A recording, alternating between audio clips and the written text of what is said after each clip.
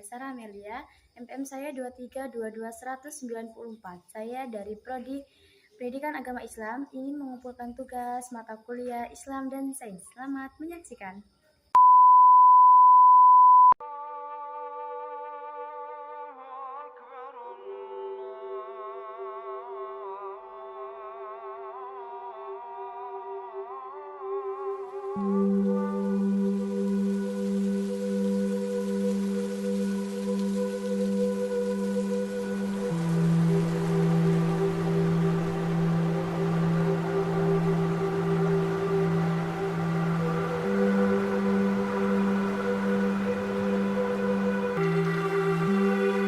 Allah yang Maha Rahman menyiapkan segala kebutuhan hidup bagi setiap makhluknya yang berada di bumi.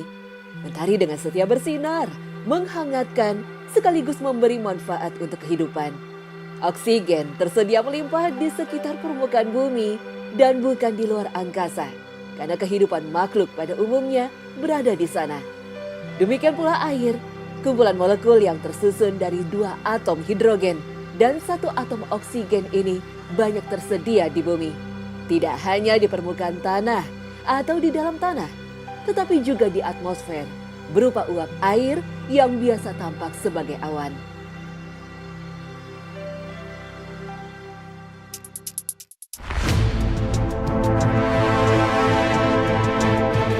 Menurut ilmuwan sains, muasal kehidupan makhluk di bumi adalah dari air. Ada 3 teori yang mereka kemukakan untuk mendukung argumen itu. Pertama, adanya kehidupan di bumi bermula dari munculnya reaksi rantai kimia yang panjang dan kompleks. Rantai kimia tersebut dipercaya dimulai dari air laut. Kedua, peranan air dalam kehidupan diasosiasikan dalam bentuk bahwa semua makhluk hidup berasal dari cairan sperma. Sperma berasal dari saripati makanan, dan makanan berasal dari tumbuh-tumbuhan yang tidak dapat hidup tanpa air. Ketiga, air menjadi unsur penting agar makhluk dapat bertahan hidup dan menjaga kelangsungannya. Hingga sebagian besar komposisi tubuh makhluk hidup adalah terdiri dari air.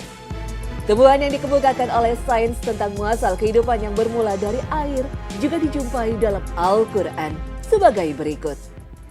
وَجَعَلْنَا مِنَ الْمَاءِ كُلَّ شَيْءٍ حَيٍّ أَفَلَا يُؤْمِنُونَ. Dan kami jadikan segala sesuatu yang hidup berasal dari air. Maka mengapa mereka tidak beriman? Quran Surah Al-Anbiya ayat 30.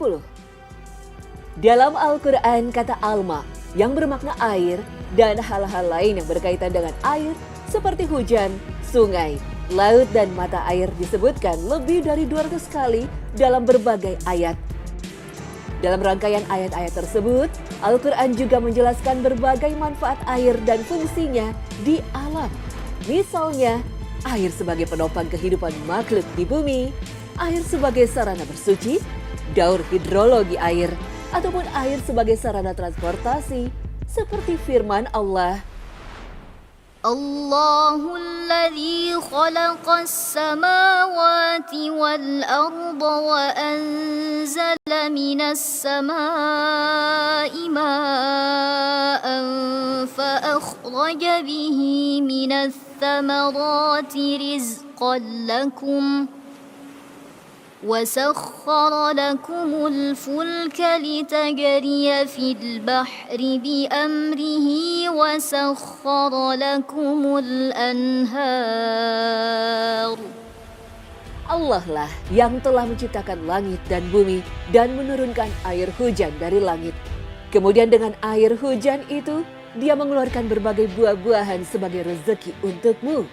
Dan Dia telah menundukkan kapal bagimu agar berlayar di lautan dengan kehendaknya. Dan Dia telah menundukkan sungai-sungai bagimu. Quran Surah Ibrahim ayat 32.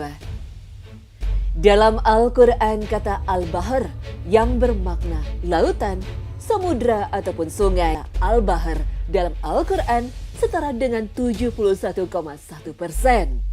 Sedangkan kata yang bermakna daratan diulang sebanyak 13 kali setara dengan 28,9%. Hasil penjumlahan tersebut selaras dengan temuan sains modern bahwa lebih dari 71% permukaan bumi ditempati air, sedangkan sisanya kurang dari 29% adalah daratan.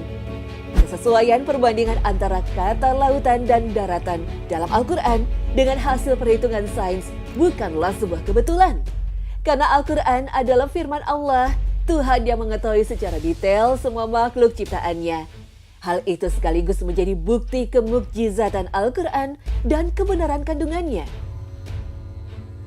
Keberadaan air di bumi adalah sebuah keistimewaan. Mengapa Allah menempatkan manusia di planet bumi, bukan di tempat lainnya?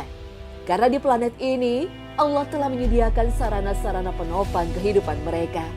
Salah satunya adalah air. Bagi manusia, air merupakan salah satu kebutuhan hidup yang sangat vital.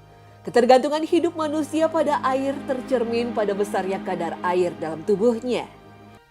Selain sebagai penunjang hidup manusia, Al-Quran juga dengan jelas menyatakan bahwa air sangat berperan dalam berbagai proses kehidupan di bumi.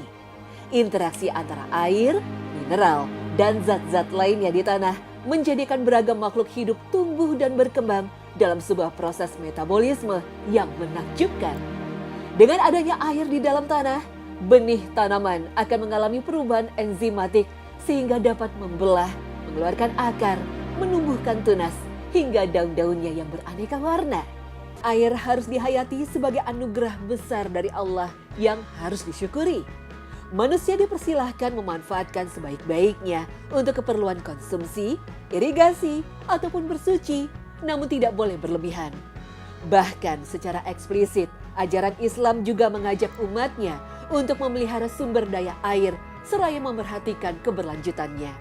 Misalnya, dengan anjuran menanam pohon sebagai sistem filtrasi dan penyimpanan air bersih di dalam tanah, dilakukan oleh umat manusia, khususnya kaum muslimin yang menjadi komunitas paling berkepentingan terhadap keberadaan air bersih di bumi, karena air bersih adalah salah satu sarana ibadah mereka yang utama. Wallahu a'lam. Take me home where I belong.